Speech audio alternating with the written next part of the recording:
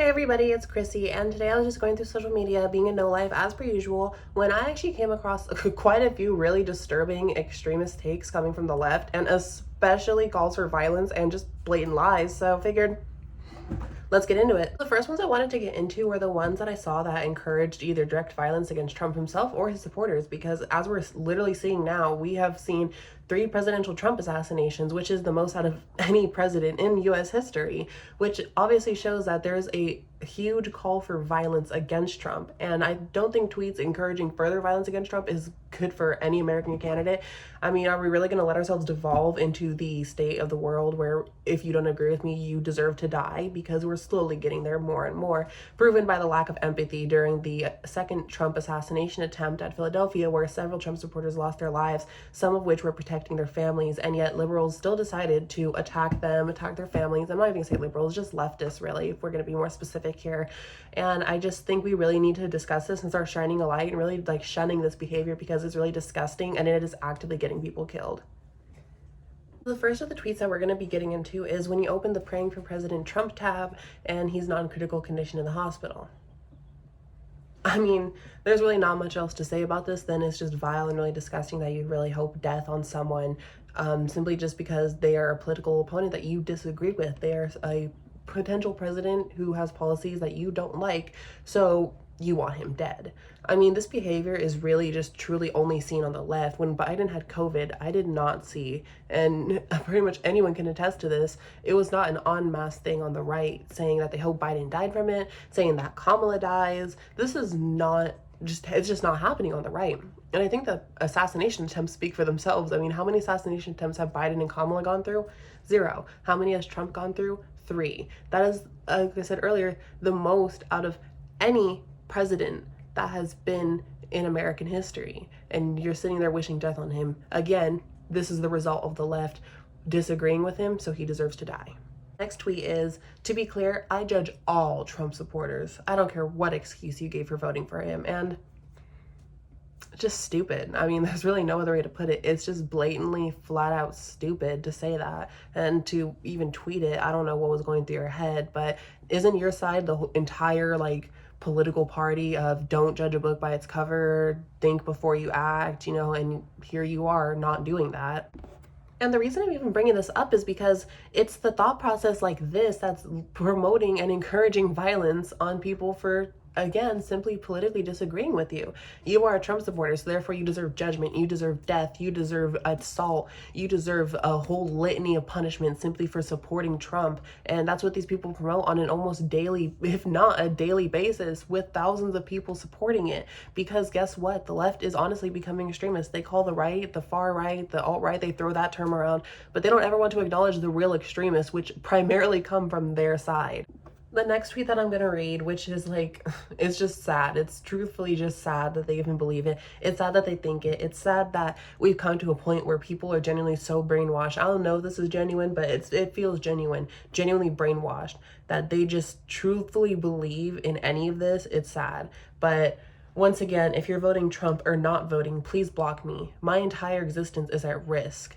Being from another country should not void you from expressing that. If someone wishes to support or be a bystander against your minority group being targeted and being on the brink of a genocide, they should block you, since they're against your right to exist. Everyone denying rights being lost, we are currently at stage 6 of this graph. History repeats itself all the time. And guess what? Let's go take a look at that graph, shall we? According to this handy dandy little chart that they themselves cited to prove that trans people are in a genocide, we are currently at stage 6, according to them. So let's actually read what stage 6 is and see if we really got there. So stage 6, polarization. Propaganda begins to spread by hate groups. The Nazis use the newspaper, I'm not even gonna try to pronounce that, to spread and incite messages of hate about Jewish people. Interestingly enough, it seems that we skipped a few steps of this whole stages of genocide here, because, I mean, stage 5 never even happened. Organization. Genocides are always planned. Regimes of hatred often train those who go on to carry out the destruction of the people. So who are the troops that Donald Trump is training to go out and kill trans people? Because that's what the original tweet was referring to, was the genocide of trans people. So where are these troops? Who are these troops? How is he organizing them? These are things that I feel like should really be explained, because I'm not seeing them, never seen them once in my entire life, never seen them during my transition as a trans woman, didn't see them through Donald Trump's first term as president, and I'm still not seeing them through any of his reelective campaigns. So, stage 4, which is dehumanization, reads off as those perceived as different are treated with no form of human rights or personal dignity. So, where is that happening with trans people? Because honestly, I'm just seeing it happen, if anything, in the reverse order. I mean, we have the Wee Spa incident of the trans woman who was a man, that was not a trans woman, going into a woman's spa and flashing his genitalia and using the excuse of, I'm a trans woman, and gets away with it scot-free, and the women who attack him are called hate mongers. So, if anything, that's the exact opposite of dehumanization, and that's like putting trans people on a pedestal, right? And Donald Trump, the only anti-trans thing that he has truly hardcore campaigned for is being against children transitioning, which I think most people in America are against. Step 3 is discrimination. The dominant group denies civil rights or even citizenship to identified groups. So again, what is the civil right that I'm being denied as a trans woman? What civil rights did Donald Trump deny trans people during his first term? And what civil rights is he declaring that he's going to take away during his next presidency? Again, we're waiting for this because we're not being given the evidence. We're not being cited the sources. They're just kind of popping off the gums, rah, rah, rah. So, stage 2, and this one's actually kind of a funny one when you think of it in context, symbolization. This is a visual manifestation of hatred. Jews in Nazi-occupied Europe were forced to wear the yellow Star of David. Well, if anything, again, it seems like the conservatives are actually on the complete opposite side of this, because last I checked, it was actually trans people themselves, or really, let me clarify, trans people themselves, who were going around saying, wear pronoun badges, wear trans pride 24/7. You know, they're the ones who are creating their own self-identifiers, their own stars of David. So again, where does that come in from the conservative side? Because that's not an argument against the conservative side. That is an identification marker that you created, and conservatives, to my knowledge, have created nothing of the sort. In fact, conservatives have overwhelmingly been like, hey, go be trans, just don't make it everyone else's problem. So they're actually more against symbolizing that you're trans and more for just adapting to the natural gender that you are transitioning to, which is kind of what you should be doing. So the first step of genocide, which is, after this, all of them are going to be debunked.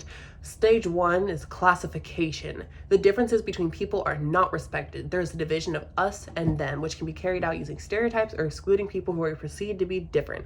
So this one, you could argue, well, they don't want trans women in women's sports. Well, they don't want trans women in the women's bathroom. They don't want trans women in the women's locker room. And all I have to say is, I think that's less about demonizing someone because they're trans and more so taking into account respecting women's spaces. Personally, I do believe if you're a trans woman, if you're able to go into a space and make no commotion whatsoever, for example, if you were just using the bathroom, then I think that's fine. That's in your right as an American, whatever. You're not causing distress to anyone there. You're not being a creep. You're just there to use your bathroom and go. Who cares, right? But when we get into topics like sports, like the locker room, that's a bit different, right? Because now people are going to be seeing you in a much different way. In the locker room, they're going to be seeing you nude. They're going to be seeing your biological anatomy down there. They're going to be seeing a lot of things, and that makes people really uncomfortable. And because you're also going to be seeing other people in that same state of undress. You're going to be seeing others' biological anatomy, you're going to be seeing their chest, you're going to be seeing everything, and it's understandable that they wouldn't want some people to see them that way, especially when locker rooms are designated by sex for a reason. And with sports, well, that one's just pretty obvious. I mean, do I really need to even get into a biology at this point? Because basic biology, if you're born a man, you're more likely to have all of these statistics: increased lung capacity, increased bone density, increased testosterone, which in early years of development, gives you a major advantage, especially if you could develop completely male. You gain so much more of these attributes and in such an increased amount of time. Truthfully, it's just a completely unfair idea to even propose. So again, the classification and this conservative argument has always been, just integrate into society. Don't completely shove it down everyone's throats. Don't make it a big deal. Just integrate. So classification is already against the conservative agenda for trans people. So again, stages 1 and 2 of this genocide are self-made by the trans community completely. And stages 3, 4, and 5 just simply aren't happening.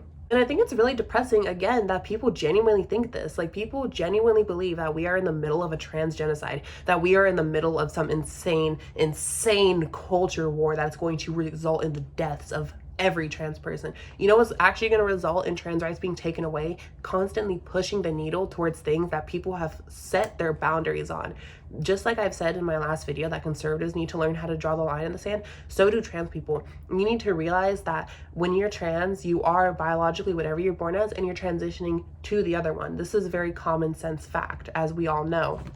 But the problem comes in when you're not acknowledging that biological reality, and you're also not taking in the exception to the rule. This goes back to one of the biggest problems with the trans ideology in general, is just the groupthink mob mentality, where if you would call out a trans predator, if you call out a trans woman who is using trans women's rights to go into the bathroom and do horrible things to women, they think you're talking about all trans women. Just like in the same way that if they're not creepy and they themselves are not a disgusting creep, they think that all trans women aren't creeps. They don't take into the fact that everyone is not a monolith, and there are disgusting people in every group, and there are disgusting people who will always use any protections, rights, or classifications that a group has to enact horrible, disgusting deeds.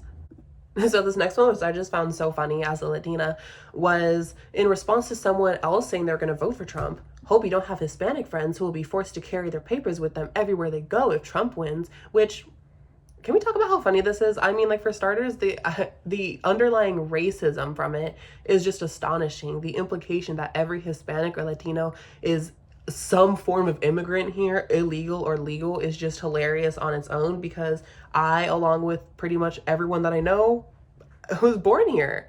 Most of us are born here, and I know that's crazy to you as a white liberal or white leftist to think that not all of us were, poor village farmers who had to trek across the border to escape poverty and sex trafficking. But yeah, not all of us are like that. Some of us were actually born here because our families already immigrated and did the work.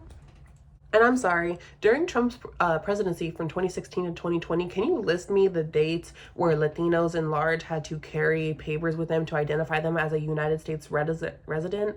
Because maybe because I was younger at the time, but I'm having a real memory blank on when that ever happened, because I don't remember doing that. I don't remember anyone from my family doing that, and I don't remember any of my friends having to do that. So can you clarify when that actually happened? Because so far I'm not seeing it. And if it didn't happen, if it's a new thing that Trump proposed, can you show me where he proposed that? Because again, I haven't been seeing it on his campaign trail. And this one's gonna be real quick just because it came up while I was actually making this video. Kamala Harris recently posted today, Donald Trump's Project 2025 agenda will take us backwards. So I'll just play this clip. Said, I know nothing about Project 2025. I have no idea who is behind it. I disagree with some of the things they're saying, and some of the things they're saying are absolutely ridiculous and abysmal. Anything they do, I wish them luck, but I have nothing to do with them. Obviously, again, people that he knows. I think it's beating a dead horse at this point, which is all the left knows how to do.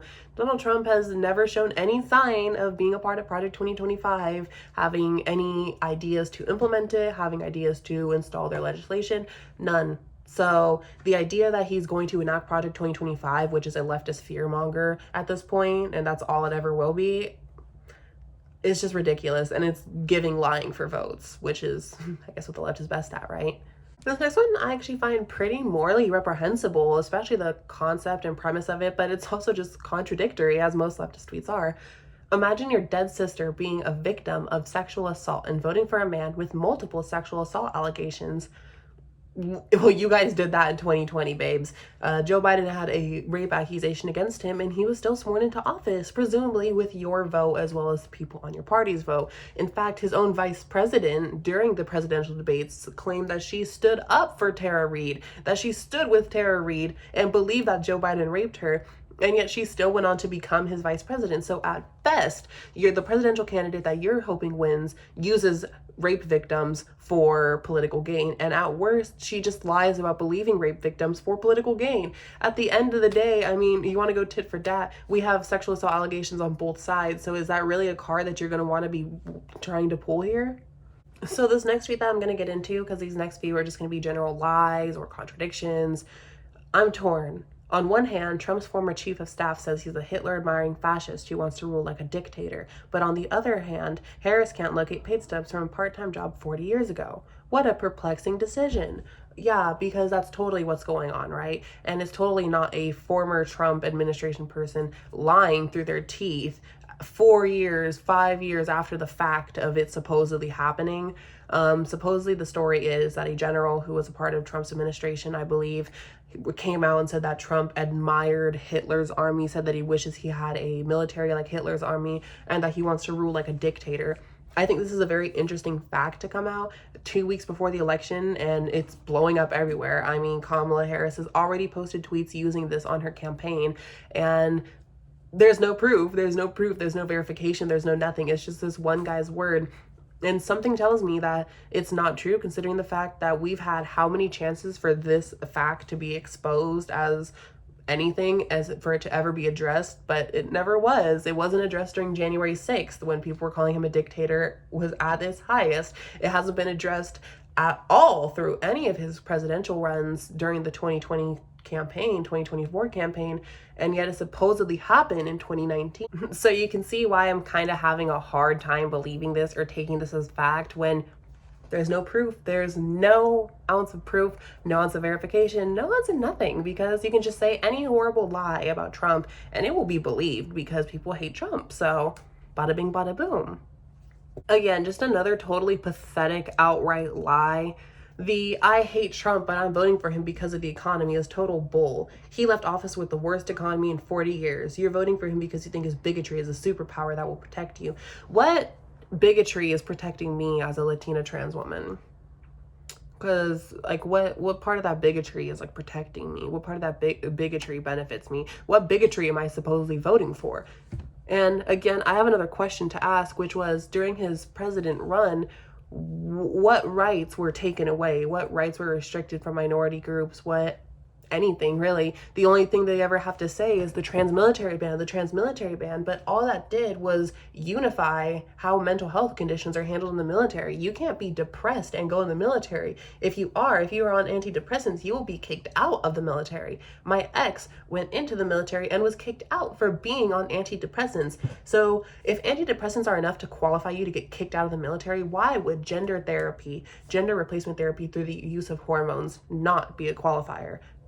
And I'd just like to clarify, by the way, you were never banned for being trans in the military. No one lost their jobs in the military for being trans. You just weren't allowed to take hormones because they alter how your brain works, they alter your emotions, and you're not allowed to take any drugs in the military that do that. So again, it just kind of unifies it. It just equalizes everything out and takes out some of the kinks that were there before. Who cares? Truthfully, who cares? Like, does it suck some people can't transition in the military? Yeah, it does. But at the end of the day, you shouldn't be in the military to transition. You should be in the military to fight for your country. And the worst economy in 40 years, yeah, he left with probably a bad economy because we are in the middle of the global pandemic. The things that you guys try to constantly blame Biden's currently failing economy on, Biden's economy that has been going down since that event, yeah, you guys, this was because of that. That's probably why he left office with the worst economy, because... But even then, we could still say it was much better than Obama's. It was much better than Biden's is now, because guess what? It was still livable. Gas was not over $5 a gallon. Grocery trips weren't almost $300 just for a few weeks worth of food for a family. And we actually lived in it. See, that's the thing, is we actually lived in Trump's America, and you guys can block that part out of your memory all you want because you guys love to do that, but we actually did live in Trump's America for 4 years and life was pretty great under it. Again, like I always ask this entire video, what rights did minority groups get removed from them during Trump's presidency? And what rights has he specifically said he is going to remove during his next presidency?